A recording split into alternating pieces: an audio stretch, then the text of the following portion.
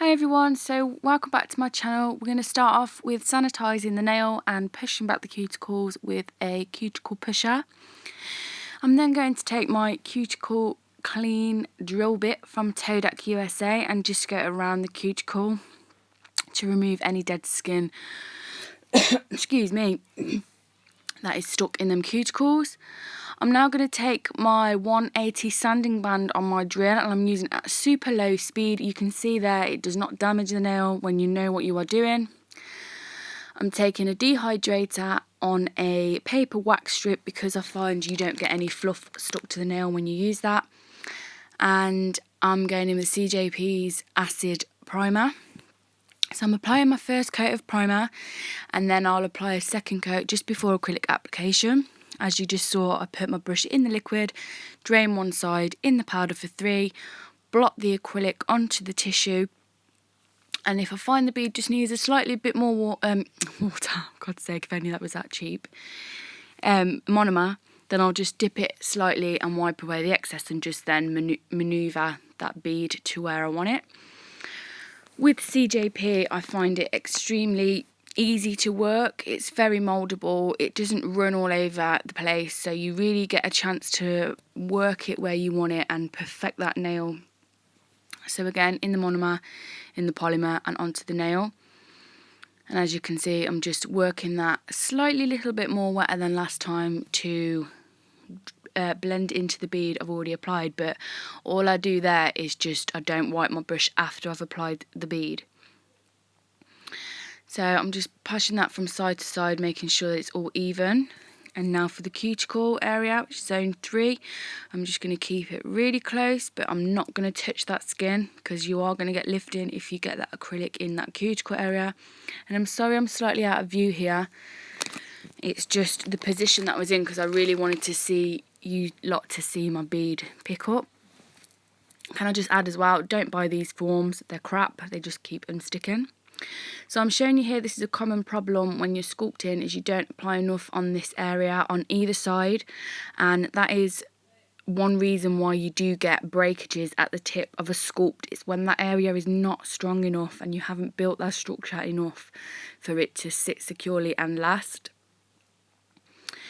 So as this is a strength powder, I'm not going to encapsulate this in clear, and now it is dry but mouldable. I am applying my pinching tool to give me a nice C curve, and again this creates good strength in the centre of your nail. I'm now going in with a hand file because I don't really feel the need to use my e-file on this acrylic, and I'm just trying to show you the angles at which you file. It's really difficult to show how I file on camera, especially to stop my camera moving and going all over the place. So I'm just going up one side of the nail, around the cuticle, down the other side, and then I will work my file back over.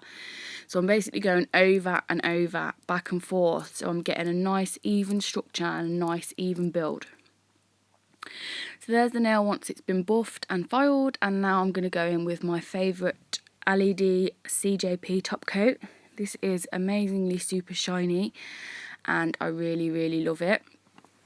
So I'm going to apply that onto the nail and I'm going to pop that into my LED lamp for 30 seconds, and I will leave it to cool down a little bit before I apply any cuticle oil, because if you apply cuticle oil while it's still warm you can dull that shine.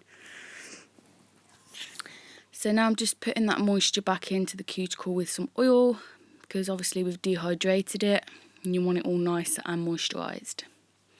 And that is the thumbnail done. Okay, so now I'm going to show you a quick one on my pointer finger. This is a French, so I'm going to go in. I've already applied my second coat of primer, and I'm going in with CJP Birthday Suit, and I'm just going to apply that here. And as you can see, it was a little bit too dry, so I'm not going to wipe away the liquid out of my brush. I'm just going to then work that bead with the brush with the monomer in it, and I'm just really creating a nice smile line. This is the master system that I'm using as well, but this is, you still get so much playtime in it. You can see you can carry on building and moulding.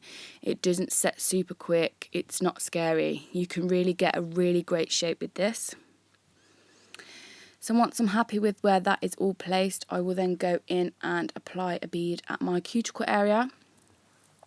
Again, the same rules apply. You don't want to touch any of your skin because this will cause lifting, and it can also cause contact dermatitis if you continuously touch the skin with these products. Well, any products. So I'm showing you there the bridge between the smile line and the rest of my form. And I'm just going to go straight in with the white, Snow White. And as you can see, it doesn't move, doesn't run, and I'm just pushing that right up to the walls that I've built for my smile line. And I'm just patting it back and forth, walking it up right to the corners, patting it back and forth to make sure of an even structure. It also saves on filing if you really take care of your application. And I'm just showing you again here, I'm just really putting a bead really wet into that crease so that we get a really crisp smile line. Because you can just file that away and you will have your beautiful nail. Oh, who don't love a French? So anyway, I'm going in again with my favourite top coat, and then that is this video finished. I've left some pictures at the end for you. I hope this has helped in any way. I'm not saying I'm the queen of CJP or I know more than anyone. This is just my way of doing it, and I find that it works for me. So thank you all for watching, and I will see you all again soon. Bye!